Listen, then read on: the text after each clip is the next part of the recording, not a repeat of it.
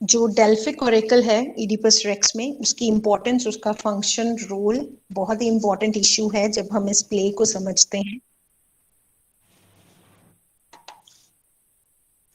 और जब मैंने पहले भी, जैसे हमने बात प्ले को, समरी को डिस्कस करना शुरू किया, तब भी हमने कहा कि डेल्फी जो है, जैसे हमारे अपने कल्चर में वी हैव मंदिर, गुरुद्वारा, चर्च, वैसे ही डेल्फी पुराने टाइम में एक जगह है जहाँ पे लोग वर्शिप के लिए जाते हैं, जहाँ पे लोग प्रोफेसी, भविष्यवाणी जानने के लिए जाते हैं। ये ग्रीस देश की बिलीफ है, ठीक है।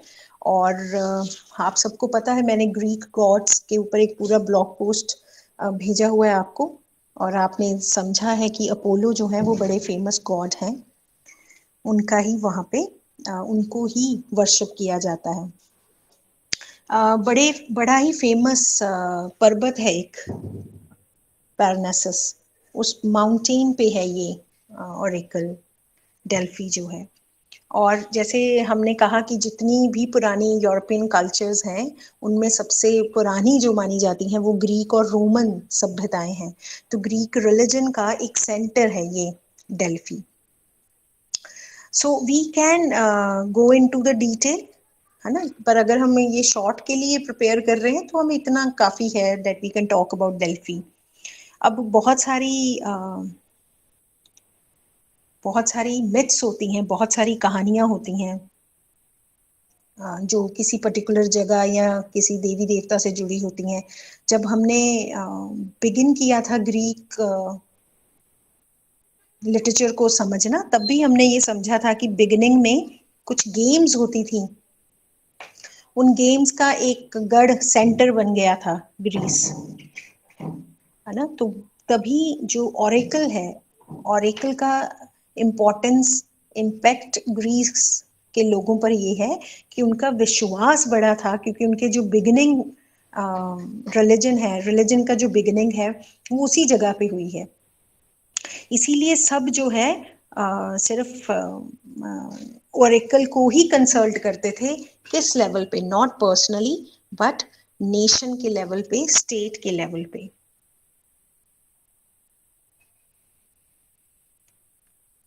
तो इसका मतलब अगर उनका विश्वास था वहां पे, तो किस भविष्यवाणी या उन पे, उस ओरेकल पे उनको क्या लगता था कि ये ना एक दैविक डायलॉग, कम्युनिकेशन होता है जो कि गॉड के साथ उनका कनेक्शन है ना। तो ये हमेशा से जो ग्रीस में जितनी पुरानी मिथ्स हैं उनमें हमेशा ओरेकल का रेफरेंस होता है। और there is what is referred in this play, Oedipus Rex, है ना। क्योंकि कुछ ऐसे लोग मानते हैं कि ओरेकल में ना, जब ओरेकल से प्रोफेसी लेने जाते थे लोग, तो वहां पे एक वुमेन फॉर्म है, वो सबको भविष्यवाणी सुनाती है, but then the prophecy is not clear, वो हमेशा एम्बिगुअस, अस्पष्ट, अनक्लियर होती थी। तो वहां के जो प्रीस्ट होते थे, जैसे इंडियन स्ट्रक्चर में हमने देखा ब्राह्मणिज्म जो था, जो सेक्शन था, वो हमेशा इंटरप्रेट करता था जो गहरी कॉम्प्लेक्स चीजें होती थी। तो ये तो एक बेस है डेल्फी को समझने का, डेल्फी और ओरेकल को समझने का। अब यहाँ पे जब हम, क्योंकि हम we are concerned with this play, इस प्ले में हम देख रहे हैं कि हर जो मेजर स्टेप है, Delphic oracle plays a very important role, एक किस्म का फाउंडेशन है पूरे प्ले का। क्योंकि सबसे पहली बात, उस मिथ पे बेस्ड है ये प्ले, जो ये मानते हैं कि डेल्फिक ओरेकल पे विश्वास मानते हैं। अभी हमने बात की कि ग्रीस के लोगों का विश्वास था डेल्फिक ओरेकल पे। और यहाँ पे प्ले में भी ऐसे ही दिखाया जाता है कि जब किंगडम पे कुछ डेंजर लूम कर रहा है, तो उसके बारे में भी कंसल्ट करने के लिए वो वहीं डेल्फिक ओरेकल के पास जाते हैं। So when we see that the time when Sophocles was writing, उस टाइम पे भी डेल्फिक ओरेकल का बहुत एक अलग हाई लेवल का प्रेस्टीज, एक रिकॉग्निशन था। और रिलीजन का एक बड़ा इंपॉर्टेंट हिस्सा मानते थे डेल्फिक ओरेकल को। बिकॉज जब हम प्ले में देख रहे हैं, जब क्रियोन को भेजता है इडिपस, जो उसके वाइफ का ब्रदर है, सो वी सी जब वो ये न्यूज लेके आता है ओरेकल से कि जो सफरिंग्स हैं थीबन्स की वो तभी ठीक होंगी अगर जो पहले राजा था लेयस उसके मर्डरर को ट्रेस किया जाएगा और उसको यहाँ से एक्सपेल कर दिया जाएगा और उसको कैपिटल पनिशमेंट, उसको डेथ दी जाएगी। सो वी सी कि जो इडिपस है उसका बिलीफ एज अ किंग, देखो कि वो साथ की साथ उसको ओबे करता है उस चीज को, है ना। तो वी सी कि अच्छा, फिर जो हम आज मॉर्निंग की क्लास में डिस्कस कर रहे थे कि कोरस जो है वो रिप्रेजेंट करता है उस बिलीफ को जो शायद सोफोक्लिस की है और वो उन ऑडियंस की है जो प्ले को देख रहे हैं। कौन सा बिलीफ? इन देयर बिलीफ, उनका फर्म बिलीफ था जो ओरेकल के अंदर की वो बिल्कुल सही और सच है।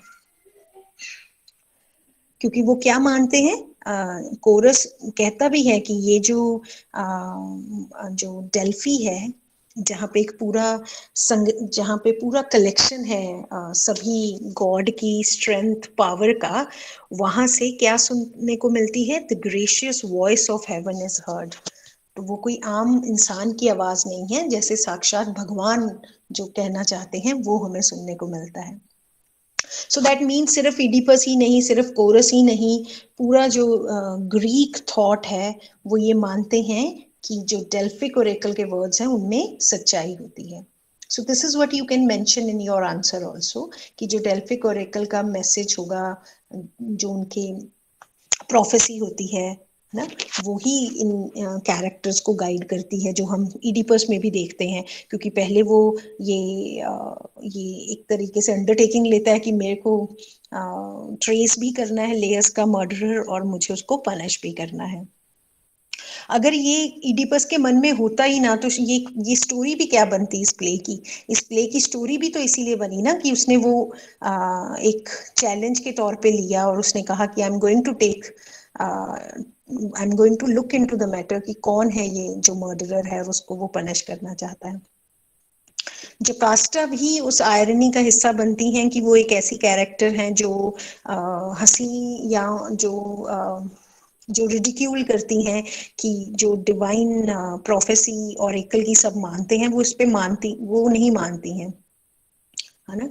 जब उसको पता चलता है, इडिपस बताते हैं कि उसके जो फादर, जो वो मानते हैं कि कोरिन्थ का जो राजा है पॉलिबस, उसकी डेथ नेचुरल वे में हुई है ना, जबकि उसको तो पता था कि उसकी डेथ तो उसके बेटे के द्वारा होगी। ये इडिपस को पता था और एकल ने जो प्रेडिक्ट किया था। बट हम देख रहे हैं कि जो उसने मजाक उड़ाया जोकास्टा ने, वो कैसी आयरनी बनके रिजल्ट कैसा हुआ उसका, बहुत ही दुखद आयरनी। क्योंकि जब सच्चाई सामने आती है तो हम तब सब मतलब कैरेक्टर्स को, जोकास्टा को समझ आता है कि इडिपस तो पॉलिबस का बेटा था ही नहीं। सो वी सी कि जो अच्छा ये देखो आपकी ये भी आयरनी है कि लेयस जो एक्चुअल में इडिपस का फादर है, उसको जब ये ओरेकल से ही तो प्रोफेसी मिलती है ना कि एक बेटा होगा तुम्हें जोकास्टा को, जो तुम्हें मारकर जोकास्टा से मैरिज करेगा। तो यही प्रोफेसी को अवॉइड करने के लिए इडिपस के जन्म के टाइम ही उसको मतलब बांध देते। आप सोचो, छोटे से बच्चे को बांध दिया है पैरों एड़ियों से और उसको एक सर्वेंट को भेज दिया गया है कि आप इसको ना किसी पहाड़ से जाकर फेंक दो, है ना, या क्योंकि वहां जब वो ओपन में रहेगा जो छोटा बेबी है वो अपने आप मर जाएगा एक्सपोजर में। वो सर्वेंट जो है उसमें दया कंपैशन आती है और वो उसको एक कोरिन्थ जगह का जो एक शेफर्ड गडरिया है वो उसको दे देता है वो, और वही शेफर्ड आगे जाकर उस कोरिन्थ जगह का जो राजा है उसको दे देता है, because the king is childless. So we see ये वही बिलीफ है जो ग्रीक्स कहते हैं कि जो पहले से प्री डिटर्मिन्ड है वो कोई टाल नहीं सकता। दूसरा, इसमें जो हम डेल्फिक और एकल की बात कर रहे हैं कि वो साउंड जजमेंट और सही राइट प्रोफेसी करते हैं, हम यही बताने की कोशिश कर रहे हैं। सो फिर हम देखते हैं कि इडिपस जो है उसको कोरिंथ का जो राजकुमार प्रिंस के रूप में नरिशमेंट अपब्रिंगिंग मिलती है। अच्छा, लेकिन जब एक ड्रंकन मैन उसको जो रिमार्क करता है उसके आगे कि तुम नहीं मुझे लगते हो सन इसके कोरिंथ के किंग के, तब वो जाकर ऑरेकल को कंसल्ट करता है, जो फिर वही बात बताता है कि तुम तो जो है अपने फादर को किल करके अपनी मदर को मैरी करोगे। तो वो इतना डर जाता है इडिपस कि मेरे से इतना हीनियस क्राइम ना हो, सो ही लेफ्ट कॉरिंथ, है ना। और ये सब हम देखते हैं यूजलेस होता है। कितना कॉम्प्लेक्स पूरा प्रोसेस है जहाँ पे वो सारी जितनी भविष्यवाणियां हैं ऑरेकल की कि लेयस को उसका ही बेटा मारेगा, है ना, और एडिपस अपने ही फादर को मारेगा, अपनी ही मदर से मैरिज करेगा, और अपने ही जो सन्स एंड डॉटर्स उसके brothers and sisters, so how cruelly mean it is.